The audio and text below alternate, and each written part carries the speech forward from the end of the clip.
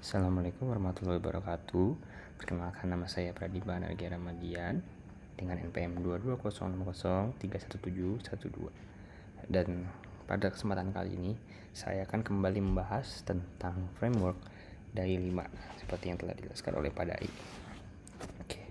Terdapat 3 bagian pada framework ini: how, what, why, serta auxiliaries. Pertama adalah how, yaitu membahas tentang bagian-bagian dari DAI 5. Pertama, saya akan menjelaskan bahwa DAI 5 itu, Real Intelligence itu singkatan dari yang ada I1, Deep Awareness of I. I ini merefer atau merujuk kepada saya, yaitu seorang manusia. Kemudian ada I2 Intention, I3 Initial Thinking about the problem, I4 Idealization, dan I5 Instruction. Sebelum itu saya akan menjelaskan bahwa DAI 5 juga memiliki arti, yaitu Don't Artificialize Intelligence. Jadi menurut pemikiran DAI 5 bahwa suatu kecerdasan itu tidak dapat dibuat, ya karena kecerdasan atau intelligence merupakan turunan dari suatu hal yang bernama consciousness. Consciousness ini hanya dapat diciptakan oleh Tuhan, karena consciousness ini merupakan suatu hal yang sangat tinggi, melebihi kuasa manusia, sehingga manusia hanya dapat membuat tiruan yang ya tidak sangat jauh dari sebuah consciousness, yaitu berupa AI. Jadi AI atau Artificial Intelligence itu levelnya jauh sekali dari Real Intelligence. Kemudian saya akan lanjutkan kepada what dan why dari DAI 5. Yang pertama adalah industri, SDG. Pertama, mulai dari consciousness terlebih dahulu. Consciousness lanjut ke self atau diri kita sendiri, menuju ke environment, itu lingkungan, menuju ke economic, menuju ke teknologi, dan dari teknologi kita memanfaatkannya untuk mencapai SDGs atau Sustainable Development Goals. Dari environment ini kita bisa mengacu kepada engineering dan mechanical terutama, dan menurun pada scientific knowledge and engineering, hydraulic and pneumatic, fluid power system, plant, dan industri. Ya, dalam konteks ini hal-hal ini itu masuk ke dalam konteks sistem konversi energi, di mana kita akan mempelajari fluid power system, terutama sistem hidrolik dan sistem pneumatik.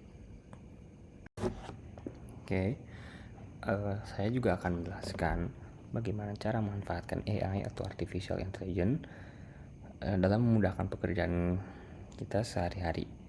Pada kesempatan kali ini saya akan meminta ChatGPT untuk membantu saya mengerti, memahami konsep SKE, terutama sistem hidrolik dan sistem pneumatik, menggunakan framework DAI 5. Pertama-tama saya menjelaskan terlebih dahulu kepada ChatGPT apa itu DAI 5. Saya menjelaskan frameworknya. Berikut prompt yang saya gunakan. Prompt ini juga dibuat oleh Pak Dai, dan saya menggunakannya karena saya yakin bahwa penjelasan mengenai DAI 5 yang paling mutakhir, yang paling lengkap berasal dari Pak Dai sendiri. Setelah saya menjelaskannya, saya akan saya langsung saja menanyakan pertanyaan yang saya ingin ketahui. Menjelaskan fluid power system, hidrolik, dan sistem pneumatik menggunakan framework DAI 5.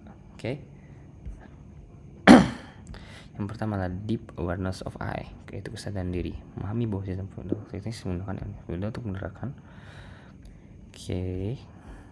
Pertanyaan reflektifnya adalah apa yang ingin saya capai dengan sistem ini, bagaimana pemahamannya akan membantu saya atau tim saya. Tentunya menetapkan tujuannya itu. Presisi udara menggunakan dengan cepat. Contohnya, saya ingin memahami perbedaan utama antara hidrolik dan pneumatik. Saya ingin mengetahui kapan sebaiknya menggunakan salah satu ini. Oke, sejauh ini masih masuk akal. Awal, oke, menurut saya bagaimana dia. Oke, sini akan menjelaskan tentang initial problem. Sistem mana yang ingin kita gunakan untuk mengatasi suatu masalah, apakah hidrolik atau pneumatik. Oke, dalam part ini salah satu dari sistem tersebut akan diimplementasikan, akan teridealisasikan. Oke, pada hidrolik digunakan untuk alat berat, sementara pada pneumatik untuk aplikasi yang ringan. Itulah letak perbedaan paling jelasnya. Oke, maksud saya instruction, yaitu cara pengimplementasian dan aksi. Pertama kita menganalisis apa kebutuhan dari suatu problem yang kita akan selesaikan. Kemudian dari komponen antara hidrolik dan pneumatik, mensimulasikan desain, masuk ke implementasi dan ke maintenance atau pemeliharaan.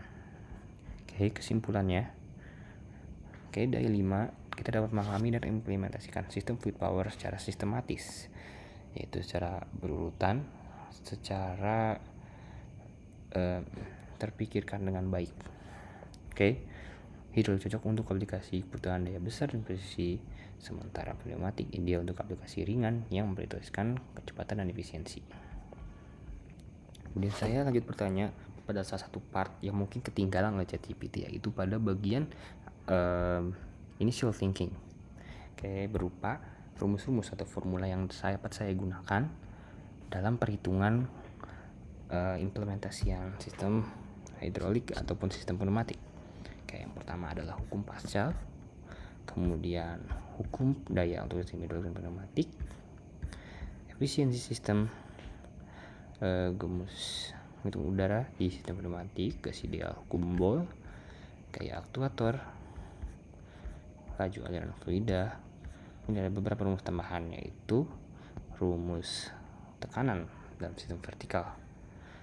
Sejauh ini yang saya pantau, ChatGPT dapat menjelaskan sistem hidrolik dan sistem pneumatik dengan sangat amat jelas.